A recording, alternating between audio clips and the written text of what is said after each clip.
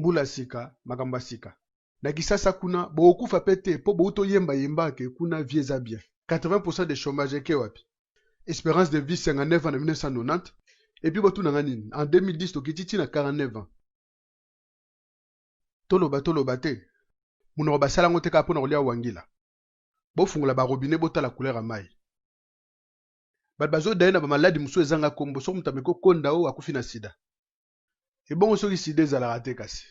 Okoko sa no bato. Menzambe, est-ce que okoko sa yi?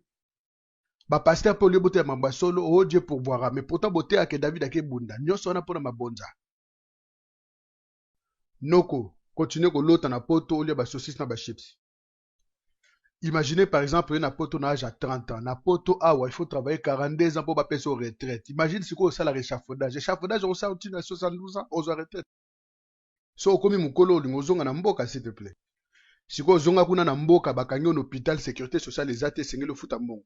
Ozozo retraite à 100 € par mois, famille peut telemeli wana fo badame. Moi pas ozonga na poto ya te. Tuna nga poani. Pour retraite no mukie. Pona ofuta ba charge awa. Bano babala mindele basala vi na bango elala bango na chambre. Lakini kuna pe lupango ezate. Lupango ezate parce que na poto bando perdre batanda ona ba tricologie na ba bilamba na ba kavali. Au moniteur ya owele la matembele na bana kasi na yo tika depuis 30 ans. Olobani na sima kasi. Tango za wana. Obandolela ndenge bazolela na kina. Oluka mwana fiske. Mais mona na te. Pona kisasa condition de vie ezate na moite. Ozongi na lupango ya famille. Ebongo lele pa ya nani. Place sikoyo comprendre ba souffrance ba congolais ba yo kaka. Alo bando bundela mboka so na 60 ans. Wana ngamna na kuzipolo mbata. Mbula sika, makamba sika. Na kisasa kuna bokufa pete po bouto yemba yemba ke kuna vie za bien. 80% de chômage ke wapi. Espérance de vie 59 ans en 1990. Et puis botu nanganini. En 2010 tokititi na 49 ans. Toloba te. Muna basala ngote ka pona kolia wangila. Bo fungula ba robinet bota la couleur à mai. Bazo daina ba maladi muso ezanga kombo so mutameko konda o akufi na sida. Et bon soki sida ezala rate kasi. Okoko sa no bato. Menzambe, est-ce que okoko sa yi? Ba pasteur Paul bote ya mamba solo o Dieu pour boire mais pourtant bote ake David ake bunda. Nyonso na pona mabonza.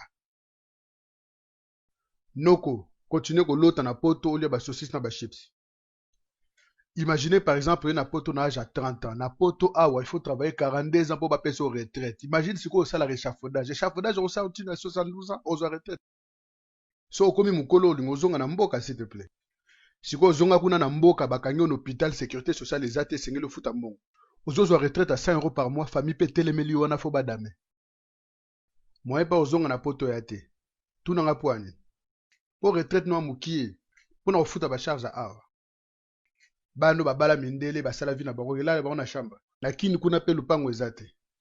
Lupango ezate parce que na poto bando perdre batanda ona ba tricologie na ba bilamba na ba kavali. Au moniteur ya owele la matembele na bana kasi na yo tika depuis 30 ans. Olobani na sima kasi. Tango za wana.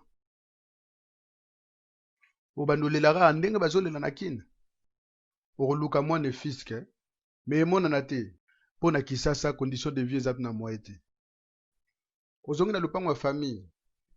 Ebongo lele pa ya nani. Place sikoyo comprendre ba souffrance ba congolais ba yo kaka. Alo bando bundela mboka so na 60 ans. Wana ngamna na kuzipolo mbata.